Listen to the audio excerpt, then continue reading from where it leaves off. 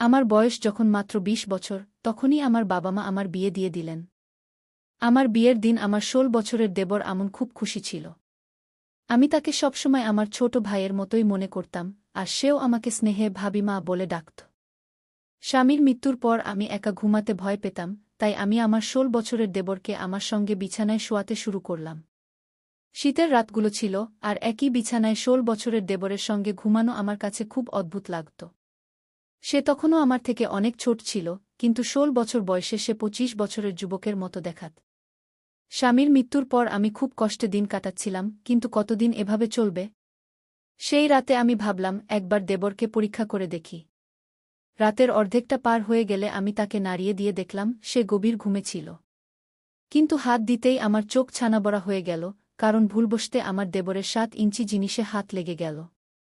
আর তারপর? এই দুই বন্ধুর গল্পটি সম্পূর্ণ শুনুন, এটি খুবই মজার গল্প। আমার বিয়ের দিন সে অত্যন্ত খুশি ছিল। আমি তাকে সবসময় আমার ছোট ভাইয়ের মতোই ভাবতাম, আর সেও আমাকে ভাবিমা বলে ডাকত। তার মিষ্টি মুখ আর দুষ্টু হাসিতে এমন আনন্দ ছিল, যেন সে সত্যিই একজন নতুন মা পেয়েছে। কিন্তু এই আনন্দময় দিনের কিছুক্ষণ পরেই আমার জীবনে দুঃখের অন্ধকার নেমে এল। আমার স্বামীর আকস্মিক মৃত্যু হয়ে গেল, আর তার চলে যাওয়ার পর বাড়িতে আমি একদম একা হয়ে গেলাম। এখন আমার দেবরই আমার একমাত্র ভরসা ছিল। তবুও রাতে একা ঘুমোতে আমার ভয় লাগত। ঠান্ডা শীতের রাতগুলো দীর্ঘ মনে হতো, আর আমার মনে এক অদ্ভুত অস্থিরতা ভর করত। কিছু রাত ধরে আমি তাকে আমার সঙ্গে বিছানায় শোয়াতে শুরু করেছিলাম, যাতে এই একাকিত্ব আর ভয় থেকে কিছুটা মুক্তি পাই। তার বয়স মাত্র ১৬ বছর হলেও তার গঠনে তাকে তার বয়সের চেয়ে অনেক বড় দেখাত। স্বামীর চলে যাওয়ার পর আমি যতটা পারছিলাম সংসার চালাচ্ছিলাম, কিন্তু মনের অশান্তি দমন করা সহজ ছিল না। সেই রাতেও মনে অদ্ভুত অস্থিরতা নিয়ে আমি ঘুমাতে চেষ্টা করছিলাম। রাতের অর্ধেকটা পার হয়ে গেলে আমি হঠাৎ আমকে দেখতে গেলাম, সে গভীর ঘুমে ছিল, মাসুম আর নিষ্পাপ। তাকে দেখে আমার চোখে জল চলে এল। এই ছোট্ট বাচ্চাটিও তার ভাইকে হারিয়েছে, তবুও সে আমার পাশে দাঁড়িয়ে আছে। আমার মায়ের কথা মনে পড়ল, যিনি সবসময় বলতেন, বেটা, দেবরকে সবসময় নিজের ছেলের মতো ভাবো, কিন্তু দূরত্ব বজায় রাখো। সে বড় হলে তোমার আর তার মধ্যে স্বাভাবিক সীমারেখা আরও স্পষ্ট হয়ে যাবে। আমার মনে এই কথাগুলোর অর্থ এখন আরও গভীর হয়ে গেল। আমাকে আমনের যত্ন নিতে হবে, তার মিষ্টিমাখা মুখের যত্ন নিতে হবে। মা বলেছিলেন, বেটা, দেবরের সাথে কিছু দূরত্ব বজায় রাখো। চেষ্টা করো সে যেন অকারণে তোমার ঘরে না আসে। তুমি একজন বিবাহিত মেয়ে, তোমাকে নিজের আর পরিবারের সম্মানের কথা ভাবতে হবে। কি মায়ের এই কথাগুলো শুনতে শুনতে আমার মনে হতো সে আমন সম্পর্কে একটু বেশি খারাপ ভাবছে, আর আমি তার কথায় রাগ করতাম। কিন্তু এখন যখন স্বামীকে হারিয়ে আমি নিঃসঙ্গ হয়ে গেছি, মায়ের কথার মানে বুঝতে পারছি। সেই রাতেও যখন আমি একা বসেছিলাম, আমার চোখের জল থামছিল না। আমার হৃদয়ে ব্যথার ঢেউ উঠছিল যে আমার স্বামী আমাকে এই দুনিয়ায় একা রেখে চলে গেছেন। আমি কখনো ভাবিনি যে সে আমাকে আমনের হাতে রেখে চলে যাবে। রাত ১টা বেজে গেছে, আর আমন এখনও বাড়ি ফেরেনি। সম্ভবত সে তার ভাইয়ের আত্মীয়দের সাথে ছিল, আর এই ভেবে আমার কিছুটা স্বস্তি হচ্ছিল। সে বাড়ি আসেনি, তার অনুপস্থিতিতে আমি একরকম স্বস্তি পেয়েছিলাম। সেই সময় মায়ের কথাগুলো আমার মনে গভীরভাবে প্রভাব ফেলছিল। এমন সময় হঠাৎ দরজায় কড়া নাড়ল, আর আমার হৃদয় দ্রুত স্পন্দিত হতে লাগল। ভয়ে ভয়ে আমি ভাবলাম, কে হতে পারে? কিন্তু বাইরে থেকে আওয়াজ এল, ভাবি, দরজা খোলো। আমি কি তার আওয়াজ শুনে আমার মনে এক অদ্ভুত অনুভূতি জেগে উঠল। সে আমার কান্না দেখে বলল, ভাবি, আপনার চিন্তা করার দরকার নেই। আমি আপনার সহায় হব। আপনি এই বাড়ি থেকে কখনো যাবেন না। কি তার কথা শুনে আমার মন ভারী হয়ে গেল, এবং আমার চোখে চিন্তার মধ্যে একটি নতুন আশার আভাস দেখা দিল। তারপর সে বলল, ভাবি, আপনি এই ঘরে ঘুমান। অন্য ঘরটি ছাদের কাছে, আমার মনে হয় না আপনার সেখানে থাকা উচিত। এখন সবাই জানে যে আমাদের বাড়িতে ভাইয়ের মৃত্যু হয়েছে, এবং কেউ খারাপ উদ্দেশ্যে আমাদের বাড়িতে আসতে পারে। কি তার এত বুদ্ধিদীপ্ত কথা শুনে আমি অবাক হয়ে গেলাম। ভাবতে লাগলাম, এত ছোট বয়সে তার এসব কথা কিভাবে মনে হচ্ছে। কিন্তু তবুও তার কথায় যুক্তি ছিল, এবং তার চিন্তা আমাকে তার কথা মানতে বাধ্য করল। আমি তার ঘরে চলে গেলাম। আমনের ঘর অন্য দিকে ছিল, যেখানে আমি এবং আমার স্বামী সবসময় ছাদের কাছের ঘরে থাকতাম। ঘরে পা দিলেই সব কিছু অদ্ভুত লাগতে শুরু করল। আজ প্রথমবার আমি আমার ঘর থেকে বাইরে অন্য ঘরে ছিলাম। কিন্তু যেই আমি ঘরের দরজা বন্ধ করলাম এবং চোখ তুলে তাকালাম, সেখানে একটি জিনিস ছিল যা দেখে আমার চোখ ছানাবড়া হয়ে গেল। আমনের বয়স ছিল ১৬ বছর এবং আমি বিশ্বাস করতে পারছিলাম না যে সে যা করেছিল তা কোনো ছোট শিশুর নয়, বরং একজন বড় এবং বুদ্ধিমান মানবের মতো ছিল। তার কথায় এমন কিছু ছিল যা শুনে আমি তার মায়া এবং বুদ্ধিমত্তায় অবাক হচ্ছিলাম। যে শিশুটি সাধারণত আমার চোখে ছোট মনে হতো, এখন সে আমার কাছে একজন পরিপক্ব এবং সুচিন্তিত ব্যক্তি বলে মনে হচ্ছিল। আমনের ঘরে পা দিলেই আমি একটি অদ্ভুত অনুভূতি পেলাম। আমি দেখলাম যা কিছু আমি লুকিয়ে রেখেছিলাম তা সেখানে কিভাবে পৌঁছেছে। আমার সব জিনিস সেখানে পড়েছিল এবং এক মুহূর্তে আমার মনে হল যে এসব কিছু আমনি করেছে। এই ব্যাপারটি আমাকে খুব অদ্ভুত লাগল এবং আমি ভাবতে লাগলাম যে সকাল হতেই আমি এ বিষয়ে প্রশ্ন করব। তারপর আমার চোখে ঘুমের ভার আসতে লাগল। রাতের ৯টা বাজে গিয়েছিল এবং আমি অবাক হচ্ছিলাম যে কিভাবে এত গভীর ঘুম এসেছে আমার। ২ দিন ধরে আমি ঠিকমতো ঘুমাতে পারিনি, কিন্তু আজ মনে হচ্ছিল যেন কেউ চুপিসারে আমাকে ঘুমের মাদকতা ঢেলে দিয়েছে। আমার মন বারবার ভাবছিল, আমি কি আমনের আনা চাল খেয়ে অজ্ঞান হয়ে গিয়েছিলাম? আমি এসব ভাবছিলাম, এমন সময় চোখ মুছে বাইরে এলাম। সামনে আমন রান্নাঘরে চা বানাচ্ছিল এবং তার মাধুর্যে এমন কিছু ছিল যা আমাকে আরও অবাক করছিল। আমনের ১৬ বছর বয়সে তার মুখ থেকে যা শুনলাম তা আমাকে গভীরভাবে আঘাত দিল। সে চা আমার সামনে রেখে বলল, ভাবি, আপনি ঘুমিয়ে পড়েছিলেন। আপনার খুব ভালো ঘুম হয়েছে না? তার কথায় ছিল এক মাধুর্য, কিন্তু চোখে লুকিয়ে ছিল অন্য কিছু। আমার খুব খারাপ লাগল এবং আমি তারই সুরে উত্তর দিলাম, হ্যাঁ, আজ আমার খুব ঘুম পেয়েছিল। ও সে সঙ্গে সঙ্গে বলে উঠল, তাহলে কেন ঘুম আসে না, ভাবি? আমি আপনার চালে ঘুমের বড়ি মিশিয়ে দিয়েছিলাম। আমি আমার বন্ধুকে বলেছিলাম যে আমার ভাবির ঘুম হয় না, তখন সে বলেছিল, তার চালে ঘুমের বড়ি মিশিয়ে দিও, এতে সে শান্তিতে ঘুমিয়ে পড়বে। তার কথা আমাকে হতবাক ও বিব্রত করল। আমন, তুমি এমন ভাবতে পারলে কি করে? আমি চিৎকার করে বললাম, তুমি তোমার ভাবিকে অজ্ঞান করতে চেয়েছিলে? আমার হৃদয় একদম ঠান্ডা হয়ে গেল। সে দ্রুত বলল, না ভাবি, আমি শুধু আপনাকে ভালো ঘুম দিতে চেয়েছিলাম। এখন আপনি তো সতেজ দেখাচ্ছেন। সে চা আমার সামনে রাখল এবং আমি সন্দেহ করতে শুরু করলাম। তুমি এতে কিছু মিশিয়েছ না তো? আমি তাকিয়ে জিজ্ঞেস করলাম। সে শপথ করে বলল, ভগবানের কসম, ভাবি, আমি শুধু আপনার ঘুমের জন্য বড়ি দিয়েছিলাম। আপনি বললে আমি এই চা নিজেই খেয়ে নেব। আমরা অর্ধেক অর্ধেক ভাগ করে নিই। সে চায়ের গ্লাস থেকে এক ঢোক নিয়ে আমাকে দেখাল। আমার তার কথায় বিশ্বাস হল এবং আমি ভাবলাম সে হয়তো সত্য বলছে। আমি বললাম, আমাকে ক্ষমা করো, আমি তোমার ব্যাপারে সন্দেহপ্রবণ হয়ে যাই। তবুও আমি তার মুখের দিকে তাকিয়ে তার মাধুর্যে বিশ্বাস করতে লাগলাম। কিন্তু ঘরে যা দেখেছিলাম তা আমার মন থেকে মুছে যাচ্ছিল না। সে ঘরে যা ছিল তার কোনো ক্ষমা ছিল না। আমি ভাবলাম, এখন আমি তার উপর কি বিশ্বাস করতে পারি? কিছুক্ষণ পর আমন নিজেই মুখ খুলল এবং তার কথা আমাকে নাড়া দিল। ভাবি, আমি আপনার গয়না বিক্রি করতে চাই, সে খুব গম্ভীরভাবে বলল। আমার একজন পরিচিত এবং সৎ চাচা আছেন, তিনি আমাদের গয়নাগুলো বিক্রি করে আমাদের অনেক টাকা দেবেন। আমরা সেই টাকা দিয়ে একটি নতুন বাড়ি কিনব। এই ভাড়ার বাড়িতে আমরা কতদিন থাকব? মালিক পরশু ভাড়া নিতে আসবে এবং আমাদের কাছে টাকা নেই। আমনের কথা শুনে আমি হতবাক হয়ে গেলাম। এতদিন আমি এমন কোনো কথা ভাবিনি। কিন্তু আমন যেভাবে এই ধারণাটি সামনে রেখেছিল তা আমাকে গভীর চিন্তায় ফেলে দিল। আমন, তোমার এই ভাবনা এল কি করে? আমি তাকে অবাক হয়ে জিজ্ঞেস করলাম। সে বিনা দ্বিধায় বলল, ভাবি, আমাকে তো আগে বিয়েও করতে হবে। আমাদের একসাথে জীবন কাটাতে হবে এবং একটি নতুন বাড়ি দরকার। ভাড়ার বাড়িতে মানুষ শুধু অপমানিত ও লাঞ্ছিত হয়। আমনের কথায় কিছু ছিল যা আমার কাছে ঠিক মনে হল। আমি তার সাথে তর্ক করলাম না, কিন্তু মনে একটা ভয় ছিল যে সে যদি গয়না বিক্রি করে টাকা জোগাড় করতে না পারে, তাহলে আমরা আরও বিপদে পড়ব। আমার অবস্থা এতটাই নাজুক ছিল, একটি বিধবা নারী এবং একটি ১৬ বছরের দেবর, যে নিজেও অপরিণত। এই অবস্থায় আমরা দুজনেই যে কোনো প্রতারণার শিকার হতে পারতাম। আমি ভাবলাম, হয়তো আমাকে এই ব্যাপারে কারো সাথে পরামর্শ করা উচিত। আমি ঠিক করলাম, আমি আমার মায়ের বাড়ির লোকদের সাথে কথা বলব। হয়তো তারা আমাকে সাহায্য করতে পারবে। কিন্তু তখন আমার মনে আরও একটি প্রশ্ন জেগে উঠল। সেই গয়না, যার ব্যাপারে আমি আমনের সাথে কখনো কথা বলিনি, তা তার হাতে এল কি করে? তালাও তো ভাঙা ছিল না, তাহলে সে সেই গয়না বের করল কিভাবে? এই প্রশ্ন আমাকে বিব্রত করল। আমি নিজেকে বললাম, আমন বাচ্চা, সে ভুল করতে পারে না। তবুও সে যা কিছু করে, আমাকে তার অনুভূতি ও অবস্থা বুঝতে হবে, কারণ কখনো কখনো তার মাধুর্য ও সাহায্যের ইচ্ছাই আমাকে বুদ্ধিমত্তার দিকে নিয়ে যায়। আমন আমার চিন্তাভাবনা সম্পূর্ণ বদলে দিয়েছিল।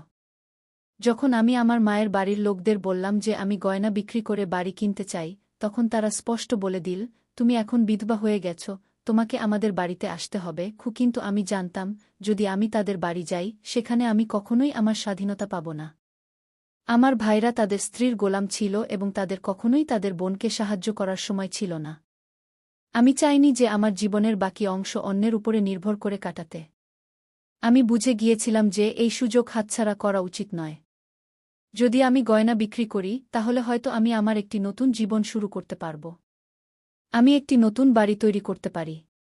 আমার স্বামী আমাকে জীবনে অনেক মূল্যবান গয়না দিয়েছিলেন, কিন্তু যখন আমি বুঝতে পারলাম আমার ভাইদের উদ্দেশ্য ভালো নয়, তখন আমার মনে হলো তাদের হাতে সে গয়না দেওয়ার কোনো মানে নেই। এই ভেবে আমি সিদ্ধান্ত নিলাম যে এখন আমি আমনের উপর ভরসা করব। আমন যে ১৬ বছরের একটি ছেলে ছিল, তার মধ্যে এমন কিছু ছিল যা আমাকে শুধু সান্ত্বনা দিত না, বরং এই অনুভূতিও দিত যে সে আমার জীবন সামলাতে পারে। আমন, তুমি চাইলে এই গয়না বিক্রি করে দিতে পারো, আমি বললাম। আমন কোনো দ্বিধা না করে সেই গয়না তার চাচাকে দিয়ে দিল। ২ দিন পর আমনের হাতে বাড়ির কাগজপত্র এবং চাবি এলো। বাড়ির লেনদেন এত দ্রুত হয়ে গেল, এটা আমার বিশ্বাসই হচ্ছিল না। সাধারণত বাড়ির ব্যবস্থাপনা, কাগজপত্র এবং অন্যান্য প্রয়োজনীয় কাজে মাসের পর মাস লেগে যায়, কিন্তু আমন সবকিছু এত দ্রুত এবং সহজে করে ফেল। যখন আমন সেই কাগজপত্র আমার হাতে রাখল, তখন আমি বুঝতে পারলাম যে ১৬ বছর বয়সেও তার চিন্তাভাবনা কোনো বড় মানুষের মতো। তার মাধুর্য এবং সরলতার মধ্যে একটি গভীর বোধ ছিল, যা আমার জন্য অত্যন্ত গুরুত্বপূর্ণ ছিল।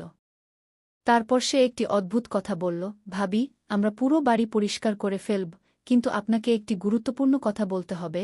তার কণ্ঠে এমন কিছু ছিল যা আমাকে টেনে নিয়ে গেল। আমি জানতাম সে ছোট, কিন্তু তার বলা কথাগুলোতে মনোযোগ দেওয়া খুব জরুরি ছিল, কারণ তার চিন্তাভাবনা কখনো কখনো আমার চেয়েও অনেক বেশি স্পষ্ট এবং বুদ্ধিদীপ্ত হতো। আম্মের চোখে সেই দিন কিছু আলাদা দেখা যাচ্ছিল। তার দৃষ্টিতে একটি অদ্ভুত অস্থিরতা ছিল, যেন সে আমার সাথে কিছু বলতে চাইছে কিন্তু শব্দগুলো বের করতে পারছে না। আমি বুঝতে পারছিলাম না সে আমাকে কি বলতে চায়। সেই সময় আমার একটু তাড়া ছিল। আমরা বাড়িতে সব জিনিসপত্র রেখে দিয়েছিলাম, কিন্তু এখন আমার চিন্তা হচ্ছিল আমাদের খাবার, পানি এবং রেশন কোথা থেকে আসবে। আমি কখনো বাইরে গিয়ে কাজ করিনি, এবং এখন এটি একটি নতুন চ্যালেঞ্জ ছিল। আম্মের এমন কথা যে সে আমাকে একটি গুরুত্বপূর্ণ কথা বলতে চায়, আমাকে দ্বিধায় ফেলে দিয়েছিল। সে কি আমাকে এমন কিছু বলতে চায় যা আমি এখনই জানতে চাইছি না?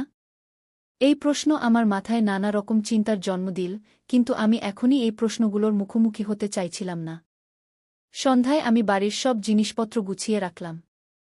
আমাদের কাছে খুব বেশি জিনিস ছিল না, শুধু প্রয়োজনীয় জিনিসই ছিল। আমাদের সম্পদও খুব সীমিত ছিল, তাই আমরা যা কিছু নিয়েছিলাম তা খুব যত্নে রাখা হয়েছিল। সবকিছু করার পর আমি ভালো করে খাবার বানালাম। এই খাবার আমি অনেক পরিশ্রম করে তৈরি করেছিলাম, ঠিক যেমন আগে আমার স্বামীর জন্য বানাতাম, তার পছন্দের দিকে নজর রেখে, তাকে আদর করে। আধা ঘণ্টা পর আমি আম্নের জন্য টেবিলে খাবার রেখে তার জন্য অপেক্ষা করতে লাগলাম।